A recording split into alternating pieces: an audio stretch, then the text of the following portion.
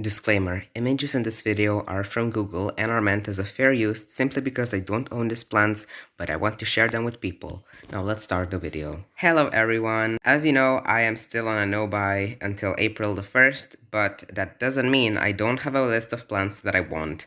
So today I'm gonna share my wish list and we can look back at this video in the end of this year and see if I got any of these. There is around 20 plants on this list, but they are very diverse, so you will not get bored. And let's start with Alocasias, because why not? So the first one on this list is Alocasia reginula Black Velvet. And I think this plant is absolutely amazing, and it has been on my wish list for a long time. So as you can see, it has velvety, almost black leaves, and I think it just looks gorgeous. Coming in at number 2, Alocasia beginda, or the Silver Dragon. As you know, I have a dragon scale, and the silver dragon basically looks very much like dragon scale, but it's silver version. So the leaves are like matte on the top, but it's really hard to describe them if you haven't seen them ever. But it's a very nice plant, and I think it's actually obtainable for me this year because they're not that rare. So I have hopes for this one. Number 3 is another velvety alocasia, and it is Alocasia Frydek. Now this is one of the rarer alocasias. It is not that rare, but I'm not just gonna find it in a big box store. So it's velvety, but it has white veining, and it gives you this really big contrast, and it's just really nice. I know that by this point you're probably bored of alocasias, but the last one is a common one, Alocasia zebrina. And this one, the leaves aren't really that special, they're just green and have an interesting shape, but the stems, look at the stems, they are like zebras, that's why it has this name. But yeah, this one is really common, and I feel like I could get this one. It's just a little big. We are done with alocasias. Moving on, my favorite genus, Calatheas. So we only have 2 on this list. So number 5 would be Calathea worswichii. I don't know how to pronounce that, but it is this beautiful, probably the biggest Calathea out there, with velvet leaves, which is like very rare with Calatheas. And I've seen this plant in person, but it was just too big and I had no space for it. But it is absolutely gorgeous, and one day I will own this plant. Number 6 is Calathea Silver Plate. Now, the first time I saw this plant was from Kaylee Allen's Calathea Rare Plant Index, and oh my god, it looks amazing. It can even get some pink hue to the leaves, but I don't know why exactly. Number 7 is a plant that I just randomly saw and I just loved it. So it is Costus arabicus, or I don't know how to pronounce it, but as you can see, it has beautiful variegation, and it grows in this weird like circular way. But I know nothing else about this plant. It's just I saw it, I liked it, and I kind of want it. Now that's gonna be a little weird for me, but we actually have one Dracaena, and that is Dracaena circulosa Milky Way. Same with this one. I don't really know a lot about it. I just saw it and I really liked it. So here it is on my wish list. I can see that like on the leaves you have this white speckling, and I've seen a similar one in the store. So I believe I could get this one at some point, but I really don't know. And as number 9, here comes my absolutely number 1 wishlist plant, which is Monstera albo borzigiana. I believe if I would own this plant, this would be my number 1 favorite ever, because it is Monstera deliciosa, but with white variegation, and this has been on my wishlist for like a year. But at the moment of editing, I am making a deal with somebody to actually buy it pretty soon, so it won't be on my wish list for a long time anymore, but I thought it was worth putting it here. It is the small version of Monstera deliciosa, so the leaves don't get bigger than 30 centimeters, but it's so gorgeous, and it's more of a climbing plant, so I just really want to have this plant. We are moving on with another Monstera deliciosa variety, but this one is one that I'm not wanting to get this year. I want to get it in future because this one can grow really, really big, and I don't have any space for it at the moment. But that is a Masterti constellation, and it looks like marble. It has this creamy specks on the leaves that can actually get sectoro, so bigger chunks, and it's so beautiful, but not for right now.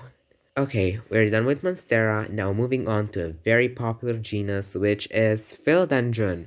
And I actually have one, two, three, four, five, seven of them right here, but a lot of them are a little more expensive, so not expecting a lot here. We are starting off strong because Philodendron Brazil. Now, this is an easy one to get, and I know that I can go to a shop right now and buy it for cheap, but as of right now, I want to keep some space for the more I want them plants. So I will get it at some point, but not right now. So as you can see, it has beautiful like light green variegation on darker leaves, and I just think it's really nice. Next, we actually have two, and I'm just gonna clump them together because why not? We've got Philodendron Erubescens, Pink and White Princess. Now, these are some beauties, okay? If you have never seen Pink Princess before, it's a like darker leaf philodendron with pink variegation, and this is like it can revert, but a lot of times with the time when it gets older, it will get more of the pink variegation, but you can encourage it by chopping it up. I know, but these are getting a little more cheaper, so not impossible to get. Definitely there's a lot of them on the market. And the second one, White Princess, is a little harder to get. They are still on the market, but they're going for more money. They have white variegation, but at some points it can just be pink. I don't really get how that works, but it can be, and even if it's just white, it's beautiful, but it's so special. Next is the only crawler on this list, Philodendron gloriosum. Now, this plant can grow really big, dark green, velvety leaves, and it just crawls like on the edge of the pot. And I heard it's easy to propagate because it's already crawling on the soil and you just cut it. But again, it can be a really big plant that I don't necessarily have the space for at the moment, but I want it one day. Okay, this next one I actually had the chance to get one day, but it was a little big for me, so I didn't. But Philodendron Chastatum, as you can see, it has these beautiful silvery green leaves that grow into this like not arrow shape, but like I don't know how to describe it. You can see it on the photo, of course. But they're so beautiful and they mature so beautifully. They change shape a lot. And I really want to have one, and they're not that expensive, so I'll be getting one at some point. So now we have another bundle of three, and I'm just gonna start with Philodendron Florida. As you can see, it has this beautiful, like really differently shaped leaves than your standard philodendrons. But if you wanna level up from that, there is Philodendron Florida Ghost, that when new leaves emerge, they basically come in like almost white and then fade down to green slowly. And if you want to level up even more, there is Philodendron Florida Beauty, which has variegation. It can be like more of yellowish to whitish or creamy, but these are the more expensive ones. But still, all these free ones are really beautiful, and I hope to have them in collection one day. Now, this next one is Philodendron melanochrysum, and as this is juvenile, it looks like Philodendron micans, but as it matures, the leaves get really big, they get much longer, and you have this very cool veining. I will say the same thing I did before. It's a little too big for right now, but one day I'll have a big one. Coming in at number 20, my last philodendron on this list, Philodendron Prince of Orange. This is one that I am absolutely expecting this year because it's not so rare and I can totally get it. As you can see, the new leaves will come in this really orangey color, and I usually don't go for very like orange, red, yellowish colors, but it looks so nice because they fade down to green, like from orange, yellow, and then green. They are so beautiful. Wow, like I need one. We are done with philodendrons, moving on to last two plants, which are syngoniums. And we have the first one, Syngonium podophyllum milk confetti. Now, if you have never seen this syngonium before, it's like a really light pastel green leaves with some pink pastel splashes on them. And they are so, so beautiful.